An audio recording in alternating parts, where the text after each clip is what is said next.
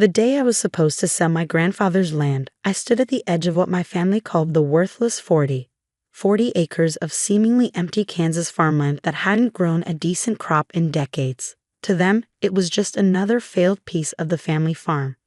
To me, it was everything. My name is James Cooper, and for the past 2 years, I've been building something beneath this land that would change everything. Not that my Uncle Robert or my cousins knew that. They thought I was just another failed engineer, too sentimental to let go of Grandpa's worthless inheritance. Look who finally showed up. Uncle Robert's voice boomed across the field. He stood by his shiny new pickup truck, dressed like he was heading to a business meeting rather than standing in the middle of farmland, ready to sign away this dust bowl and join the real world. I forced a smile, remembering Grandpa's last words to me. Patience, Ginny. Sometimes the best revenge is letting them think they've won. 2 years earlier, I'd inherited this piece of land while my uncle and cousins got the valuable parts of the farm. The working fields, the equipment, the buildings. They'd laughed when I asked for this particular 40 acres, seeing it as proof that I was just as impractical as Grandpa had been. What they didn't know was that Grandpa and I had planned this years ago, back when I was still studying geological engineering at MIT. He'd seen something in this land that others had missed, something that would make it perfect for what I had in mind. The lawyers are waiting in town, Uncle Robert continued, checking his Rolex. $5 million, Jimmy, more than this Westland is worth, and you know it. Behind him, my cousins Brad and Tyler smirked. They'd spent the last 2 years trying to pressure me into selling, watching with amusement as I wasted time out here with my surveying equipment and mysterious deliveries. Just need to check one last thing, I said, walking toward what looked like an old storm cellar, the only visible structure on the property. Meet you at the lawyer's office in an hour. Don't try to back out now, Brad warned. We've got buyers ready to move. Major distribution company. They think maybe they can use it for warehouse space. I bit back a laugh, if they only knew what was already under their feet. As their truck pulled away, kicking up dust, I entered the storm cellar and pressed my palm against a hidden scanner. The back wall slid aside silently, revealing a modern elevator.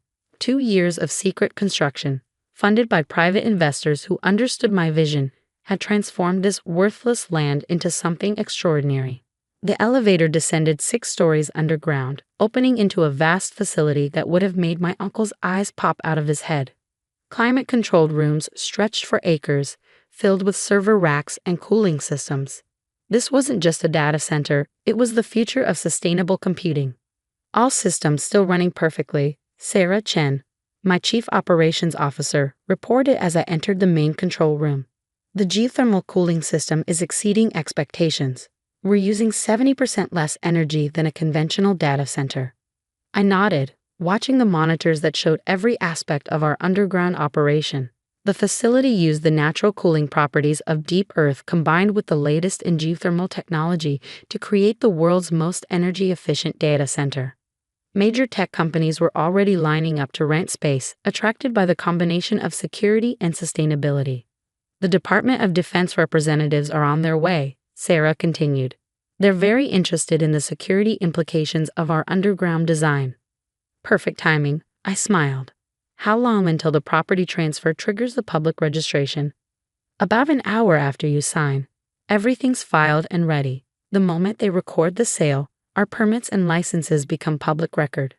I checked my watch. The lawyers would be waiting, along with my uncle and cousins, eager to finally get their hands on what they thought was worthless land. They had no idea they were about to become the laughingstock of the business world. Has the press release been prepared? Sarah handed me a tablet. Ready to go. Revolutionary underground data center opens in Kansas. World's most energy-efficient computing facility valued at $2 billion. $2 billion. That's what analysts estimated the facility was worth, between the advanced technology, the perfect location, and the long-term contracts we'd already secured. My uncle was about to sell his rights to the surface land for $5 million, thinking he was taking advantage of my sentimentality. The elevator hummed as I returned to the surface. Through the high-tech security cameras, I watched my uncle's truck returning, probably wondering why I was late to the signing. "Where have you been?" he demanded as I approached the lawyer's office in town. "Don't tell me you're having second thoughts about selling this worthless piece off." No second thoughts, I cut him off, entering the office. Let's get this done. The next hour was a blur of paperwork and signatures. My uncle and cousins could barely contain their glee as they watched me sign away what they thought was just empty land. The buyers, a shell company I created, were represented by proxy, everything handled through lawyers. Well, that's that, Uncle Robert said as the final papers were signed. Maybe now you can get a real job instead of playing around with your little surveys and experiments. I checked my phone. The property transfer had been recorded. Any minute now. Right on cue, every phone in the room started buzzing. News alerts, messages, emails, all sharing the same shocking announcement about the revolutionary underground facility that had just gone public. Uncle Robert's face turned white as he read the headlines. $2 billion? Turns out it wasn't so worthless after all, I said calmly. Amazing what you can build underground with 2 years and the right vision. By the way, you might want to turn on the business news. I hear they're doing a special report on the future of sustainable computing. Brad grabbed his phone, frantically scrolling. This is impossible. We've been watching that land. There's nothing there. Nothing you could see, I corrected. But then, you never did look beyond the surface, did you? Too busy laughing at Grandpa's worthless inheritance to notice the geological surveys, the construction equipment, the power lines being laid. You can't do this, Tyler sputtered. We just sold our rights to the surface land, yes, for exactly what you thought it was worth. The underground facility. That belongs to Cooper Sustainable Technologies, my company. Built with private investment and fully permitted 2 years ago. Check the records. They're all public now. Uncle Robert slumped in his chair, realization dawning. Your grandfather, he knew about this possibility, didn't he? That's why he left you this particular piece of land. I smiled, remembering long conversations with Grandpa about geology, sustainable energy, and the future of technology. He knew the land's real value wasn't in what you could grow on top of it. But then he always said some people can only see what's right in front of them. Walking out of the lawyer's office, I felt a weight lift from my shoulders. 2 years of secrecy, of enduring their mockery while building something revolutionary, had finally paid off. But this was just the beginning. The facility wasn't just about proving my family wrong. It was about changing how the world thought about sustainable technology. And now finally, I could show everyone what we built. Sarah was waiting in the car outside, ready for the press conference. I looked back at the office where my uncle and cousins were still staring at their phones in shock. Ready. It's time to show the world what you can build on worthless land. The press conference was held right on the property, with hundreds of reporters gathered around what appeared to be nothing more than an old storm cellar in an empty field. News helicopters circled overhead, trying to spot any sign of the revolutionary facility that had suddenly appeared in their business alerts. Ladies and gentlemen, I began, standing at a podium with Sarah beside me. Welcome to the future of sustainable computing. As if on cue, the ground began to vibrate slightly. Behind me, sections of the earth slowly separated, revealing massive glass panels set into the ground. Through them, reporters could see the first level of our facility, a stunning array of servers and cooling systems, all bathed in soft blue light. What you're seeing is just the surface. Quite literally, I continued. Cooper Sustainable Technologies has built the world's first underground geothermal data center, using the Earth's natural cooling properties to create the most energy-efficient computing facility ever designed. The crowd gasped as more panels opened, offering different views into the facility. Reporters frantically snapped photos while tech bloggers live-streamed everything. But how did you keep this secret? Someone shouted. This much construction. I smiled. Sometimes the best place to hide something is in plain sight. Every permit was filed legally, every construction phase documented. We just let people see what they expected to see, a worthless piece of land where nothing interesting could possibly be happening. From the back of the crowd, I spotted Uncle Robert and my cousins, their faces a mix of shock and growing comprehension. They'd spent 2 years watching trucks come and go, seeing construction equipment at work, but had been so convinced the land was worthless that they'd never questioned what was really happening. Mr. Cooper, a reporter from the Wall Street Journal, stepped forward. Sources say you've already secured contracts with major tech companies and possibly the Department of Defense. Can you confirm? Before I could answer, A convoy of black SUVs pulled up. Men in suits emerged, led by General Sarah Matthews of the Pentagon Cybersecurity Division. "We can confirm that," the general announced, joining me at the podium. "The Department of Defense has signed a 10-year contract with Cooper Sustainable Technologies. The facility's unique design offers unprecedented security advantages, and its sustainability metrics align perfectly with our green energy initiatives." The announcement sent shockwaves through the crowd. Pentagon contracts were the holy grail of tech infrastructure, nearly impossible to get, but guaranteed long-term stability once secured. "The future of computing isn't just about processing power," I continued. "It's about sustainability, security, and thinking differently about how we use our resources. Sometimes what looks like worthless land to some people is actually the perfect foundation for innovation." After the press conference, as reporters were being given carefully controlled tours of the upper levels, Uncle Robert approached me. He'd lost his usual swagger, looking older and somehow deflated. "Jimmy," he said quietly, "your grandfather, he knew about this potential, didn't he? That's why he specifically left you this piece of land?" I nodded.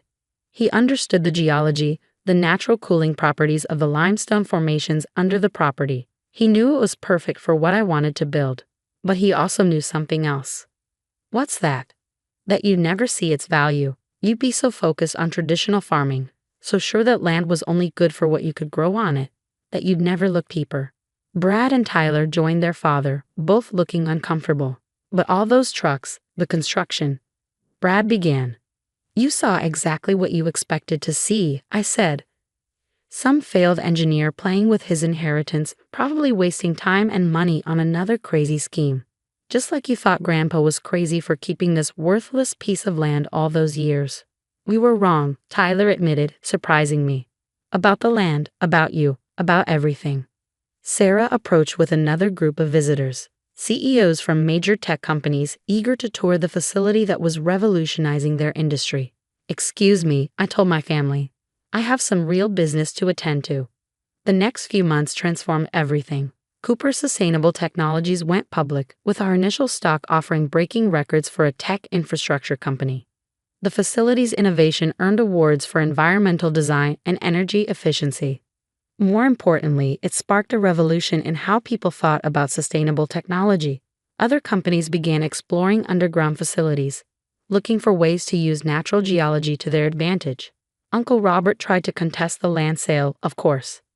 His lawyers argued that he hadn't known of the facility's existence when he sold his surface rights. But every permit, every document, every phase of construction had been legally filed and publicly available. He just never bothered to look. "Your cousin's quite something," I overheard General Matthews telling Brad at a facility tour 6 months later. "He saw potential where everyone else saw worthless land. That's the kind of vision we need in this country." Brad's face reddened. "Yeah, we kind of missed that."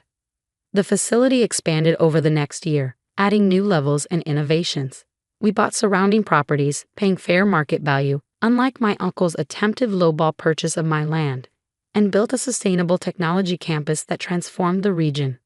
One afternoon, as I stood in the main control room watching our systems operate at peak efficiency, Sarah brought me a familiar-looking box. "Found this in the old storm cellar," she said. "Thought you might want it." Inside was my grandfather's old geological survey kit, the one he used to first identify the unique properties of this land. With it was a letter I'd never seen before, dated just before his death. "Dear Jimmy, by now you've probably built something amazing on that worthless 40 acres. I knew you would, not just because you understood the science, but because you understood something more important. That true value isn't always visible on the surface. Your uncle and cousins will probably be angry when they realize what they missed. That's natural. But remember what I taught you. Success isn't about proving others wrong. It's about proving yourself right. I left you that land not just because it was perfect for your vision, but because you were the only one who ever looked beyond its surface value. You saw possibilities where others saw limitations. Build something that matters, Jimmy, something that will last. And remember, sometimes the best revenge isn't in rubbing their noses in their mistakes, but in showing them a better way forward. Love, Grandpa." I looked up from the letter to see Uncle Robert standing in the doorway of the control room. He'd aged in the past year, the family's embarrassment over missing such an obvious opportunity weighing heavily on him. Your grandfather was a smart man, he said softly. I just never understood his kind of smart. Would you like a tour? I offered. A real one this time, not just the parts we show the press. He nodded, and for the next hour, I showed him everything. The innovative cooling systems, the geothermal generators, the security features that had impressed the Pentagon. For the first time, he actually listened. We were so wrong, he said finally, watching the servers hum efficiently in their underground home. Not just about the land, but about you. About everything. It's not about being wrong or right, I told him, remembering Grandpa's letter. It's about being willing to see possibilities. Sometimes they're hiding right under our feet. The facility continues to grow and innovate. We're developing new technologies, pushing the boundaries of sustainable computing. The Worthless 40 has become a symbol of innovation in the tech world. Brad and Tyler eventually came to work for the company, starting in entry-level positions and working their way up. They learned to see beyond the surface, to understand that true value isn't always in what's immediately visible. Uncle Robert retired from farming, but he often visits the facility, proudly telling visitors about his innovative nephew who saw possibility in worthless land. He's finally understood what Grandpa knew all along, that sometimes the best investments are in people who see things differently. Last week, a young engineer asked me for advice after a facility tour. Everyone says my ideas about sustainable technology are impractical, she said. They tell me to stick to conventional methods. I showed her Grandpa's old geological survey kit, still kept in my office as a reminder of where everything started. Let them think that, I told her. Sometimes the best innovations come from ideas others dismiss as worthless. Just remember to get all your permits filed properly and maybe keep a few secrets until you're ready to show the world what you've built. She smiled, understanding the lesson that had taken my family so long to learn. True value isn't always visible on the surface, and sometimes the most worthless things turn out to be priceless.